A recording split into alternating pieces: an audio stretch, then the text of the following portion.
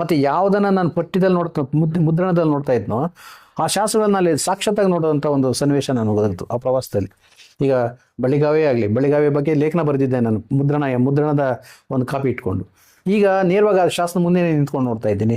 So ಈ ಥರದ ಒಂದು ಎಕ್ಸ್ಪೀರಿಯೆನ್ಸು ಬಹುಶಃ ಎಲ್ರಿಗೂ ಸಿಗೋದಿಲ್ಲ. ಇದು ಯಾರಿಗೂ ನಾನು ಅದನ್ನು ನನ್ನ ಆತ್ಮ ಸಂತೋಷ ನಾನು ಹೇಳ್ಕೊಳ್ತಾ ಇದ್ದೆ, ನನಗಂತ ಒಂದು ಚಾನ್ಸ್ ಸಿಕ್ತು ಅನ್ನೋದು. ಸೊ ಈಗ ನೀವು ಗುಂಡ್ಲುಪೇಟೆ ಅನುಭವಗಳನ್ನ ಹೇಳಿದ್ರಿ. ಈಗ ತಾನೆ ಅಲ್ಲಿಂದ ನಿಮ್ಮ ಆಸಕ್ತಿ, ನಿಮ್ಮ ಸಂಶೋಧನಾ ಒಂದು ಆಸಕ್ತಿ ಯಾವ ಥರ ಮುಂದುವರ್ಕೊಂಡು ಹೋಯ್ತು, ಅದ್ರ ಬಗ್ಗೆ ಸ್ವಲ್ಪ ನಮಗೊಂದು ವಿವರಣೆ ಕೊಡಬೇಕಾಗಿ ವಿನಂತಿ. ಗುಂಡ್ಲುಪೇಟೆಯನ್ನು ನಾನು 1974 ಇಸ್ವಿಗೆ ಬಿಟ್ಟೆ. ಅಲ್ಲಿ 74 ಇಸ್ವಿ ಗುಂಡ್ಲುಪೇಟೆಯನ್ನು ನಾನು ಬಿಟ್ಟು ಮುಂದೆ ಅಲ್ಲಿ ಕೆಲಸ ಒಂದು ಟೆಂಪ್ರರಿ ಇದ್ದಿದ್ದು ಹೊರಟೋಯ್ತದು. ಈಗ ಮುಂದೆ ಅದನ್ನು ನಾನು ಮತ್ತೆ ಸಾಹಿತ್ಯ ಪರಿಷತ್ತಿಗೆ ಬಂದೆ. ನಾನು ಸಾಹಿತ್ಯ ಪರಿಷತ್ನಲ್ಲಿ ಸಂಶೋಧನಾ ವಿಭಾಗದ ಮುಖ್ಯಸ್ಥನಾದೆ ನಾನು. ನೋಡಿ, ಇದು ಭಾಳ ಪ್ರಮುಖ. ಇದು ಆ ಸಂಶೋಧನಾ ವಿಭಾಗದ ಮುಖ್ಯಸ್ಥ ಅಂದಾಗ ಅದು ಕೆಲಸವೇ ಸಂಶೋಧನೆ. ಎಲ್ಲಿ ಶಾಸನ ಸಿಗುತ್ತೆ, ಎಲ್ಲಿ ಇದಿರುತ್ತೆ, ಅದ್ರ ಬಗ್ಗೆ ತಿಳುವಳಿಕೆ ಕೊಡ್ತಕ್ಕಂಥದ್ದು. ಮತ್ತು ಶಾಸ್ತ್ರ ತರಗತಿ ನಡೆಸೋದಕ್ಕೆ ಒಂದು ಬಂತಲ್ಲಿ. ಅಲ್ಲಿ ನಿಮಗೆ ಬಹುಶಃ ಈ ನಮ್ಮ ಇಂಡಿಯಾದಲ್ಲೇ ಒಂದು ಪ್ರೈವೇಟ್ ಸಂಸ್ಥೆ ಒಂದು ಇಷ್ಟು ವರ್ಷಗಳ ಕಾಲ, ಇವತ್ತಿಗೆ 50 ವರ್ಷಗಳ ಕಾಲ ನಡೆಸಿದೆ. 51 ವರ್ಷ ಆಯ್ತು. ಅದು 51 ವರ್ಷಗಳಿಗೆಲ್ಲ ಶಾಸ್ತ್ರ ತರಗತಿ ನಡೆಸಿರ್ತಕ್ಕಂಥ ಒಂದು ಸಂಸ್ಥೆ ಅದು. ಅದನ್ನು ಹುಟ್ಟಾಕ್ದವ್ರು ನಾವೇ. ನಮ್ಮ ಕಾಲದಲ್ಲೇ ಅದು ತರಗತಿಗಳ ಆರಂಭ ಆಯಿತು. ನಮಗಿಂತ ಮೊದಲು ತೀತಾ ಶರ್ಮರು ಇದ್ರು. ತೀತಾ ಶರ್ಮರು ಭಾಳ ವಿಷನ್ ಇತ್ತು ಅವ್ರಿಗೆ. ತಾತಾಚಾರ್ಯ ಶರ್ಮ ಅಂದ್ಬಿಟ್ಟು ಭಾಳ ವಿಷನ್ ಇತ್ತು ಅವ್ರಿಗೆ. ಅವರು ಭಾಳ ಗುಡು ಅಂತ ಓಡಾಡೋರು. ಮತ್ತು ಅವರು ಎಪಿಗ್ರಫಿ ಡಿಪಾರ್ಟ್ಮೆಂಟಲ್ಲಿ ಇದ್ದರು ಹಿಂದೆ. ಅವರು ಎಪಿಗ್ರಫಿ ಡಿಪಾರ್ಟ್ಮೆಂಟಲ್ಲಿ ಇದ್ದು ಮತ್ತು ಪತ್ರಕರ್ತರಾಗಿ ಅವರು ಇದ್ದರು, ಪರಿವರ್ತಿತರಾದರು. ಅವರು ಪರಿಷತ್ತಲ್ಲಿ ಶಾಸ್ತ್ರ ತರಗತಿಗಳು ಮಾಡಲೇಬೇಕು ಅಂದ್ಬಿಟ್ಟು ಶುರು ಮಾಡಿಸಿದ್ರು. ಸೊ ಅದರಲ್ಲಿ ನಾನು, ಶೇಷಶಾಸ್ತ್ರಿ, KR ಗಣೇಶ್, ಮತ್ತು HS ಗೋಪಾಲರಾವ್, ಆಮೇಲೆ ನಮ್ಮ ಲಕ್ಷ್ಮಣ್ ತೆಲಗಾವಿ, ನಮ್ಮ ಪ್ರೊಫೆಸರ್ ಲಕ್ಷ್ಮಣ್ ತೆಲಗಾವಿ ನಮ್ಮ ಕನ್ನಡ ವಿಶ್ವವಿದ್ಯಾಲಯದಲ್ಲಿ ಇದ್ದರು, ಅವರು ರಿಟೈರ್ಡ್ ಆದವರು. ಸೊ ಈ ಥರದವರೆಲ್ಲ ಒಂದು ಕಡೆ ಸೇರಿ ಅದನ್ನು ನಾವು ಮುಂದುವರಿಸಿದ್ವಿ. ನಾವು ಅದನ್ನು ಶಾಸ್ತ್ರ ತರಗತಿಗಳನ್ನು ಅಲ್ಲಿ ಬರೀ ಶಾಸ್ತ್ರ ತರಗತಿ ಆಗ್ತಾ ಇರಲಿಲ್ಲ. ಶಾಸನಗಳನ್ನು, ಲಿಪಿಗಳನ್ನು ಹೇಳ್ಕೊಡ್ತಕ್ಕಂಥದ್ದು. ಆ ಲಿಪಿಗಳನ್ನು ಹೇಳ್ಕೊಡೋದ್ರ ಜೊತೆಗೆ ನಾವು ಒಂದು ಪ್ರವಾಸ ಏರ್ಪಡಿಸ್ತಾ ಇದ್ವಿ ವರ್ಷಕ್ಕೊಂದ್ಸಾರಿ ವಿದ್ಯಾರ್ಥಿಗಳಿಗೆ. ಆ ಪ್ರವಾಸವೇ ಹೆಚ್ಚು ಕಡಿಮೆ ನನಗೂ ಒಂಥರ ಅದು ಇದು ಕಲಿಕೆಯ ಒಂದು ಕೇಂದ್ರವಾಯ್ತದ ಅಷ್ಟೇ ಅದು. ಏಕೆಂದರೆ ಅವ್ರ ಜೊತೆ ನಾನು ಕಲಿತಾ ಇದ್ದೆ, ವಿದ್ಯಾರ್ಥಿಗಳ ಜೊತೆಯಲ್ಲಿ ವಿದ್ಯಾರ್ಥಿಗಳು ಕಲಿತಾ ಇದ್ರು, ವಿದ್ಯಾರ್ಥಿಗಳು ಕಲಿಸ್ತಾ ಇದ್ದೆ ಮತ್ತು ಕಲಿತಾ ಇದ್ದೆ. ಹೊಸ ಜಾಗಗಳನ್ನು ನೋಡ್ತಾ ಇದ್ದೆ, ಹೊಸ ಶಾಸನಗಳನ್ನು ನೋಡ್ತಾ ಇದ್ದೆ. ಮತ್ತು ಯಾವುದನ್ನು ನಾನು ಪಠ್ಯದಲ್ಲಿ ಮುದ್ರಣದಲ್ಲಿ ನೋಡ್ತಾ ಇದ್ನೋ ಆ ಶಾಸನಗಳನ್ನ ಅಲ್ಲಿ ಸಾಕ್ಷಾತ್ತಾಗಿ ನೋಡುವಂಥ ಒಂದು ಸನ್ನಿವೇಶ ನಾನು ಒದಗಿತು ಆ ಪ್ರವಾಸದಲ್ಲಿ. ಈಗ ಬಳಿಗಾವೆ ಬಗ್ಗೆ ಲೇಖನ ಬರೆದಿದ್ದೆ ನಾನು, ಮುದ್ರಣದ ಒಂದು ಕಾಪಿ ಇಟ್ಕೊಂಡು. ಈಗ ನೇರವಾಗಿ ಆ ಶಾಸನ ಮುಂದೆ ನಿಂತ್ಕೊಂಡು ನೋಡ್ತಾ ಇದ್ದೀನಿ. ಸೊ ಈ ಥರದ ಒಂದು ಎಕ್ಸ್ಪೀರಿಯೆನ್ಸು ಬಹುಶಃ ಎಲ್ರಿಗೂ ಸಿಗೋದಿಲ್ಲ. ಇದು ಯಾರಿಗೂ ನಾನು ಅದನ್ನು ನನ್ನ ಆತ್ಮ ಸಂತೋಷ ನಾನು ಹೇಳ್ಕೊಳ್ತಾ ಇದ್ದೆ, ನನಗಂತ ಒಂದು ಚಾನ್ಸ್ ಸಿಕ್ತು ಅನ್ನೋದು. ಸೊ ಹೀಗಾಗಿ ಅಂಥ ಸನ್ನಿವೇಶದಲ್ಲಿ ಏನಂತ ಹೊಸ ಯೋಚನೆಗಳು ಶುರು ಆಯ್ತು ನಮಗೆ. ಈಗ ಅಲ್ಲೇ ನೋಡಿದಂಥ ಸನ್ನಿವೇಶದಲ್ಲಿ ಒಂದು ಶಾಸನ ಇತ್ತು. ಶಾಸನದಲ್ಲಿ ಒಂದು ಶಾಪಾಶಯ ಇತ್ತು. ಶಾಪಾಶಯದಲ್ಲಿ ನಿಮ್ಮ ಎಲ್ಲ ಕೇಳಿರ್ಬೋದು. ಶಾಪಾಶಯ ಅಂದಾಗ ಭಾಳ ಕೆಟ್ಟ ಭಾಷೆಯಲ್ಲಿ ಬಳಸಿರ್ತಾನೆ. ಕೆಲವು ಸಾರಿ ಕೆಟ್ಟ ಭಾಷೆಯಲ್ಲಿ ಹೇಳೋಕ್ಕಾಗದೇ ಇರೋದನ್ನು ಚಿತ್ರದಲ್ಲಿ ತೋರಿಸ್ಬಿಡ್ತಾನೆ, ರೇಖಾಚಿತ್ರದಲ್ಲಿ ತೋರಿಸ್ಬಿಡ್ತಾ ಇರ್ತಾನೆ. ಸೊ ಅಂಥ ರೇಖಾಚಿತ್ರಗಳಲ್ಲಿ 2-3 ಇದ್ವು.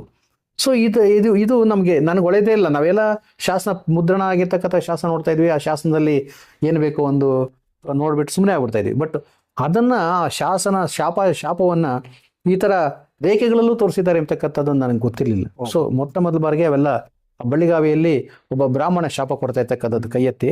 ಸೊ ಒಂದು ಕತ್ತೆ ಒಂದು ಹೆಣ್ಣನ್ನು ಸಂಭೋಗಿಸ್ತಾ ಇರ್ತಕ್ಕಂಥದ್ದು. ಸೊ ಈ ಥರದ ಒಂದು ಚಿತ್ರ, ಅದು ರೇಖಾಚಿತ್ರ ಇವತ್ತಿಗೂ ಶಾಸನಗಳಲ್ಲಿ ಇದೆ ಅಲ್ಲಿ ಆ ಊರಲ್ಲಿ.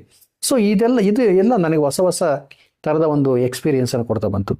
ಸೊ ಇದು 7 ವರ್ಷ ನಾನು ಹೆಚ್ಚು ಕಡಿಮೆ ಅಲ್ಲಿ ನಮ್ಮ ಯಾವುದರಲ್ಲಿ ಕನ್ನಡ ಸಾಹಿತ್ಯ ಪರಿಷತ್ತಲ್ಲಿ ಈ ಸಂಶೋಧನಾ ವಿಭಾಗದ ಮುಖ್ಯಸ್ಥನಾಗಿ ಕೆಲಸ ಮಾಡಿದೆ.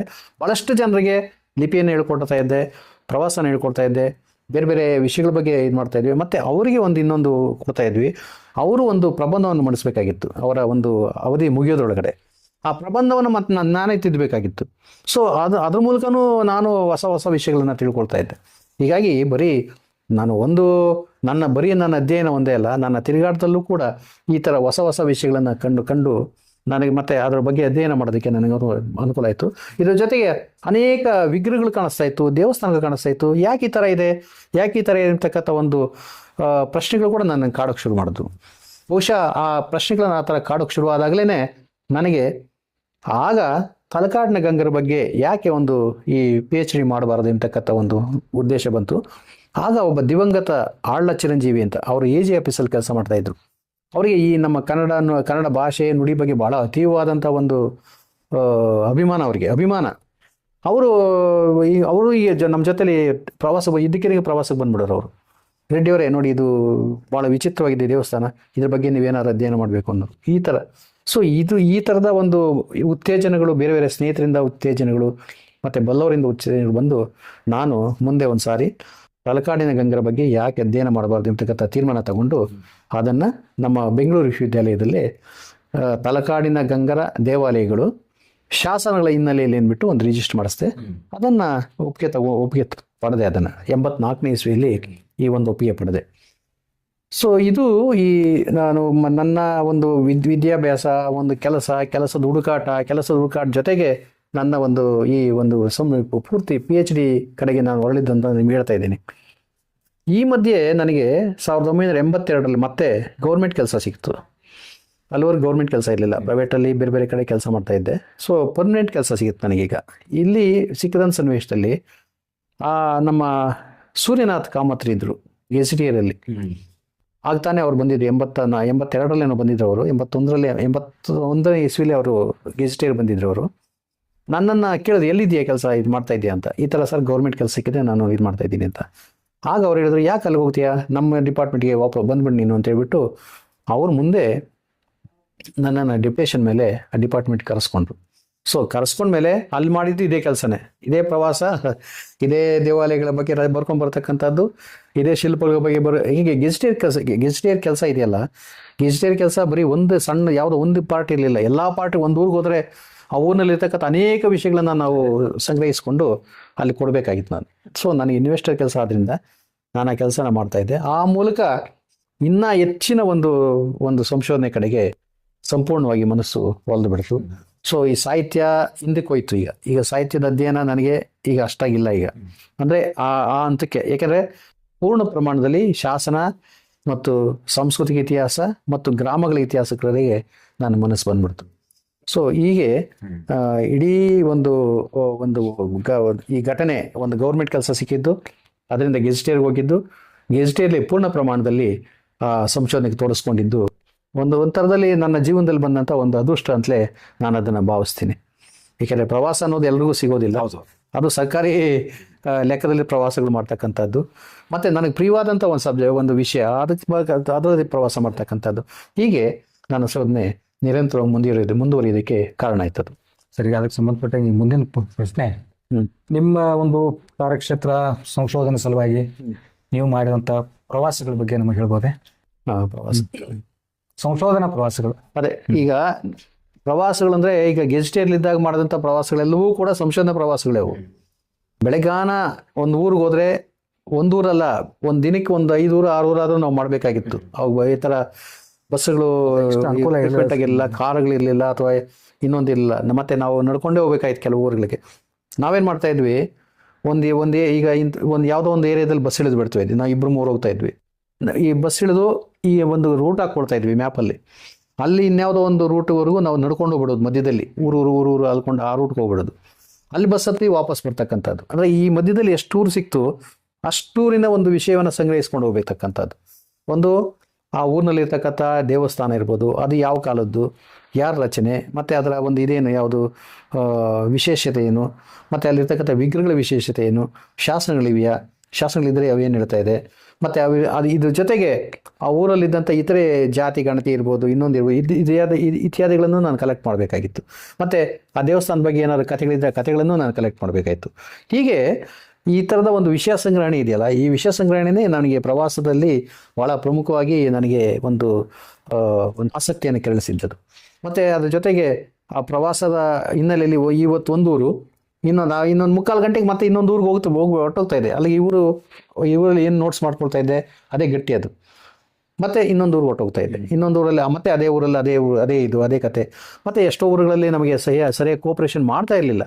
ಅವೆಲ್ಲ ಓದೆಲ್ಲ ಊರಲ್ಲೂ ನಮಗೇನು ಜನ ಇದು ಚಾಪೆ ಹಾಸ್ಕೊಂಡು ಕಾಯ್ತಾ ಇರಲಿಲ್ಲ. ಎಷ್ಟೋ ಜನ ಏನ್ರಿ ಕೆಲಸ ಮಾಡ್ತೀರಿ, ಆಗಲೇ ಆಗೋದಿಲ್ಲ ರೀನವರು, ಸಹಕಾರ ಕೊಡ್ತಾ ಇರಲಿಲ್ಲ. ಅಂಥ ಸಂದರ್ಭದಲ್ಲಿ ನಾವೇನು ನಮ್ಮ ಐಡೆಂಟಿಫಿಕೇಷನ್ ಕಾರ್ಡು ಅದು ತೋರಿಸಿ ಏನೇನೋ ಮಾಡಿ, ಸೊ ನಾವು ಅದನ್ನು ಸ್ವಲ್ಪ ಕನ್ವಿನ್ಸ್ ಮಾಡೋಕ್ಕೆ ಶುರು ಮಾಡ್ತಾ ಇದ್ವಿ. ಆದರೆ ಒಂದು ವಿಶೇಷ ಅಂದರೆ ನಾವೇ ನಮಗೊಂದು ಇದಕ್ಕೂ ಇನ್ಸ್ಟ್ರಕ್ಷನ್ಸ್ ಕೊಟ್ಟಿದ್ರು ನಮ್ಮ ಸೂರ್ಯನಾಥ್ ಕಾಮತ್ರು. ಯಾವ ಊರಿಗೆ ಹೋಗ್ಲಿ ಮೊದಲು ನೀವು ನೋಡಬೇಕಾದ್ದು ದೇವಸ್ಥಾನದ ಹತ್ರ ಹೋಗ್ಬೇಡ್ರಿ ಅಂತ. ಅದಕ್ಕೆ ಬದಲು ಇಲ್ಲ ದೇವಸ್ಥಾನದ ಪೂಜಾರಿಯನ್ನು ನೋಡ್ರಿ, ಆಮೇಲೆ ಅಥವಾ ಆ ಸ್ಕೂಲ್ ಮೇಸ್ಟ್ ಹತ್ರ ಹೋಗ್ಬೇಡ್ರಿ ನೀವು ಅಂತ ಹೇಳಿದ್ರು. ಆ ಸ್ಕೂಲ್ ಹೈಸ್ಕೂಲ್ ಹೆಡ್ ಮಾಸ್ಟರ್ ನಿಮ್ಮ ಪತ್ರ ತೋರಿಸಿ ಅವರ ಮೂಲಕ ಹೋದರೆ ನಿಮಗೆಲ್ಲ ಕೆಲಸಗಳಾಗುತ್ತಪ್ಪ ಅಂತ ಹೇಳಿದ್ರು. ಹೀಗಾಗಿ ನಾವು ಊರಿಗೆ ಹೋಗ್ತೀವಿ, ಈ ಬಸ್ ಇಳಿದ ತಕ್ಷಣ ಮೊದಲು ಸ್ಕೂಲ್ ಎಲ್ಲಿದೆ ಅಂತ ಹುಡುಕ್ತಾ ಇದ್ವಿ ನಾವು. ಆ ಸ್ಕೂಲ್ ಮೇಸ್ಟ್ ಆ ಊರಿನ ಅಥವಾ ಅದೇ ಊರಿನ ಮೇಸ್ಟ್ಗಳಿದ್ರೆ ನಮ್ಗೆ ಇನ್ನೂ ಅನುಕೂಲ ಆಗೋದು. ಅವ್ರು ಬರೋದು ನಮ್ಮ ಜೊತೆಲಿ, ಯಾಕೆಂದರೆ ಗೌರ್ಮೆಂಟ್ ಕೆಲಸ ಅಲ್ವಾ, ಸೋರ್ಸೋರು ಅದೆಲ್ಲ ಮಾಡೋರು. ಸೊ ಹೀಗೆ ನಮ್ಮ ಜನರನ್ನು ಬಳಸ್ಕೊಂಡಿದ್ದೀವಿ. ಸರ್ಕಾರಿ ಒಂದು ಇದನ್ನು ಯಂತ್ರಗಳನ್ನು ಕೂಡ ಈ ಹಿನ್ನೆಲೆಯಲ್ಲಿ ಬಳಸ್ಕೊಂಡು ಸಂಶೋಧನೆಯನ್ನು ಮುಂದುವರಿಸೋದಕ್ಕೆ ಅದು ಕಾರಣ ಆಯ್ತದು. ಸರ್, ಇನ್ನೊಂದು ಪ್ರಶ್ನೆ. ನಿಮ್ಮ ಪ್ರಕಟಿತ ಸಂಶೋಧನಾ ಗ್ರಂಥಗಳ ಬಗ್ಗೆ ಹೇಳ್ಬೋದೇ? ಹೇಳ್ಬೋದು, ಅದಕ್ಕೇನಿದಿಲ್ಲ. ಈಗ 1993 ಆ ಇಸ್ವಿ ಯಾಕೆ ಹೇಳ್ತಾ ಇದ್ದೀನಿ ಅಂದರೆ, ಅನೇಕ ವಿಷಯಗಳಲ್ಲಿ ಅದು ನನಗೆ ಜೀವನವನ್ನು ಬದಲಾವಣೆ ಆಗೋದಕ್ಕೆ ಅದು ಕಾರಣ ಆದಂಥ ಒಂದಿದು. ಸೊ 1993 ನಂದು PhD ಮುಗಿದಿತ್ತು. ತಲಗಾಡಿನ ಗಂಗಾರ ದೇವಾಲಯಗಳು ಅಂತಕ್ಕಂಥ ವಿಷಯದ ಮೇಲೆ ನಾನು PhD ಮಾಡಿದ್ದೆ. ಸೊ ಆ ವಿಷಯ ಅದು PhD ಡಿಗ್ರಿ ಅವಾರ್ಡ್ ಆಗಿತ್ತು ನನಗೆ. ಅಷ್ಟೊತ್ತಿಗೆ ನಾನು 2-3 ಪುಸ್ತಕ ಬರೆದಿದ್ದೆ. ನನಗೆ ಶ್ರವಣಬೆಳಗೊಳದ ಈ ಮಸ್ತಕಾಭಿಷೇಕ ಒಂದಾಯ್ತಲ್ಲಿ 1992ರಲ್ಲಿ ಮಸ್ತಕಾಭಿಷೇಕ ಆಯಿತು. ಆ 92-93ಕ್ಕೆ ಒಂದು ಪುಸ್ತಕ ಬರೆಯೋಕೆ ಹೇಳಿದ್ರು ನನಗೆ, ಆನಾ ಚಂದ್ರಕೀರ್ತಿ ಅಂತ. ಪಾಪ ಅವರು ಟೌನ್ ಪ್ಲಾನಿಂಗ್ ಡೈರೆಕ್ಟರ್ ಆಗಿದ್ರು ಅವರು ಆ ಕಾಲಕ್ಕೆ.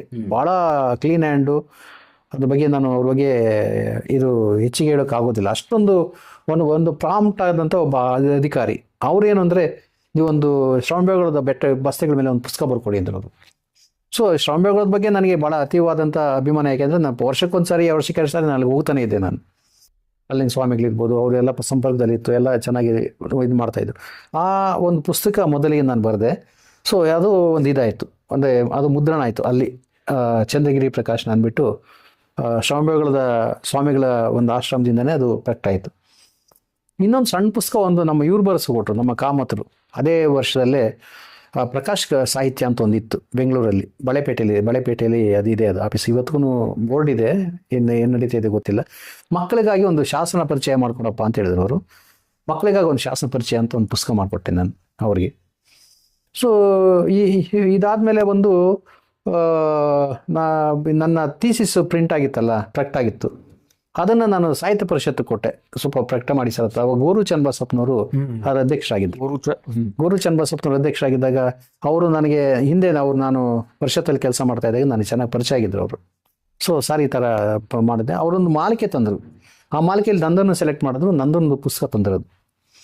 ಸೊ ಹೀಗೆ 3-4 ಪುಸ್ತಕಗಳು 93ನೇ ಇಸ್ವಿ ಅಷ್ಟೊತ್ತಿಗೆ ನನಗೆ ಬಂದರೆ ನನ್ನ ಒಂದು ಇದಕ್ಕೆ ಅದು ಸೇರಿಕೊಂಡಿತ್ತು. ಸೊ ಅಷ್ಟೊತ್ತಿಗೆ ಒಂದು ಹಂತ ಮುಟ್ಟಿತ್ತು. ಆ ಹಂತದಲ್ಲಿ ಏನಾಯ್ತು ಅಂದರೆ 95ಕ್ಕೆ ನನ್ನ ಗೆಜೆಟಿಯರ್ದಲ್ಲಿ ನಮ್ಮ ಕಾಮತ್ರು ರಿಟೈರ್ಡ್ ಆಗಿಬಿಟ್ರು. 95 ಇಸ್ವಿಗೆ ರಿಟೈರ್ಡ್ ಆಗಿಬಿಟ್ರು ನಮ್ಮ ಕಾಮತ್ರು. ಅವರು ರಿಟೈರ್ಡ್ ಆದ್ಮೇಲೆ ಮನೆಗೆ ಹೋದ್ರು ಅವರು. ನಂದು ಕಂಟಿನ್ಯೂ ಸರ್ವಿಸ್ ಬೇಕಾಗಿತ್ತು. ಯಾಕೋ ಸಹಕಾರ ಸರಿ ಬರಲಿಲ್ಲ ನನಗೆ, ಇಡೀ ಸ್ಟಾಫು. ಮತ್ತು ಯಾಕೆ ನನಗೆ ಕಾಮತ್ರು ಭಾಳಷ್ಟು ಉತ್ತೇಜನ ಕೊಡ್ತಾಯಿದ್ರು, ಅದು ಅವ್ರಿಗೆ ಸಹಿಸಿರಲಿಲ್ಲ ಭಾಳ ಜನಕ್ಕೆ. ಸೊ ನನಗೂ ಬೇರೆ ಎಲ್ಲಾದ್ರೂ ಹೋಗೋದಕ್ಕೆ ನಾನು ಪ್ರಯತ್ನ ಪಡ್ತಾಯಿದ್ದೆ. ಅಷ್ಟರಲ್ಲಿ ಕನ್ನಡ ವಿಶ್ವವಿದ್ಯಾಲಯ ಕಾಲ್ ಮಾಡಿದ್ರು. ಕನ್ನಡ ವಿಶ್ವವಿದ್ಯಾಲಯ ಕಾಲ್ ಮಾಡಿದಾಗ ಈಗಾಗಲೇ ನನ್ನ ಸ್ನೇಹಿತರಲ್ಲಿ ರಿಜಿಸ್ಟರ್ ಆಗಿದ್ದರು, KV ನಾರಾಯಣ ಅಂತ. ಮತ್ತು ಅವರ ಶ್ರೀಮತಿಯವರು ಕೂಡ ಅಲ್ಲಿ ಸೇರಿಕೊಂಡಿದ್ದರು. ಅದಲ್ಲದೆ ಇನ್ನೂ 1-2-3 ನನ್ನ ಪರಿಚಯದವರು ಅಲ್ಲಿದ್ದರಲ್ಲಿ. ಸೊ ನಾನು ಅರ್ಜಿ ಹಾಕಿದೆ. 95ನೇ ಇಸ್ವಿಗೆ ಅಲ್ಲಿಗೆ ನಾನು ಆಯ್ಕೆಯಾಗಿ ಹೋದೆ. ಅಲ್ಲಿ ಅಂದರೆ ಅಷ್ಟೊತ್ತಿಗೆ ಹಂಪಿ ಕನ್ನಡ ವಿಶ್ವವಿದ್ಯಾಲಯಕ್ಕೆ ಅಧ್ಯಾಪಕನಾಗಿ ಅಲ್ಲಿ ಹೋದೆ ನಾನು. ಅಂದರೆ ಅಷ್ಟೊತ್ತಿಗೆ ನಂದು 2-3 ಪುಸ್ತಕ ಬಂದಿತ್ತು. ಒಂದು ತಲಕಾಡಿನ ಗಂಗರ ದೇವಾಲಯಗಳು, ಮತ್ತು ಇದು ಶ್ರವಣಬೆಳಗೊಳದ ಬಸದಿಗಳ ಶಾಸನಗಳು. ಇನ್ನೊಂದು ಪ್ರಕಾಶ್ ಚಾರುಕೀರ್ತಿ ಭಟ್ಟಾರಕ ಸ್ವಾಮಿ ಅವರೇ ಸ್ವಾಮಿಗಳಿದ್ದು. ಅದೇ ಆ ಸ್ವಾಮಿಗಳು ಭಾಳಷ್ಟು ಆ ಕ್ಷೇತ್ರ ಡೆವಲಪ್ ಆಗೋದಕ್ಕೆ ಭಾಳಷ್ಟು ಕಾರಣಕರ್ತರು ಅವರು. ಸೊ ಹೀಗಾಗಿ 2-3 ಪುಸ್ತಕ ಬಂದಿದ್ದರಿಂದ ನನಗೆ ಸಹಜವಾಗಿ ಮತ್ತು ಶಾಸನ ಬಗ್ಗೆ ಅನೇಕ ಲೇಖನಗಳು ಬರೆದಿದ್ದೆ ನಂದು. ಸೊ ನಮ್ಮ 84ನೇ ಇಸ್ವಿಯಲ್ಲಿ 1984-85ರಲ್ಲಿ ನಮ್ಮ ಸೂರ್ಯನಾಥ್ ಕಾಮತ್ರು ಒಂದು ಸಂಸ್ಥೆ ತೆಗೆದರು. ಅದು ಕರ್ನಾಟಕ ಇತಿಹಾಸ ಅಕಾಡೆಮಿ ಅಂತ. ಸೊ ಆ ಸಂಸ್ಥೆಯಲ್ಲಿ ಏನು ಅಂದರೆ, ಒಂದು ವರ್ಷಕ್ಕೊಂದ್ಸಾರಿ ಸಮ್ಮೇಳನ ಮಾಡೋರು ಅವರು.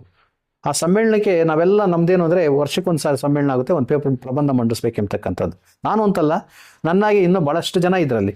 ಸೊ ಎಲ್ಲರೂ ಕೂಡ ಆ ಒಂದು ಗಳಿಗೆಗೆ ಕಾಯ್ತಾ ಇದ್ವಿ, ನಿಜ ಹೇಳೋದಾದರೆ.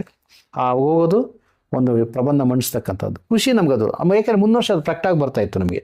ಸೊ ಈ ಥರ ಈ ಶಾಸನ ಸಂಶೋಧನೆಯಲ್ಲಿ ಹೆಚ್ಚಿಗೆ ತೊಡಗಿಸ್ಕೊಳ್ಳೋದಕ್ಕೆ ಇವೆಲ್ಲವೂ ಕೂಡ ಕಾರಣ ಆಯಿತು. ಮುಂದೆ ನಾನು ಕನ್ನಡ ವಿಶ್ವವಿದ್ಯಾಲಯಕ್ಕೆ 1995ರಲ್ಲಿ ಸೇರಿದೆ. 95ರಲ್ಲಿ ಹಂಪಿ 1995 ಜೂನ್ ಜುಲೈಗೆ ನಾನು ಅಲ್ಲಿಗೆ ಕನ್ನಡ ವಿಶ್ವವಿದ್ಯಾಲಯಕ್ಕೆ ಪದಾರ್ಪಣೆ ಮಾಡಿದೆ ನಾನು.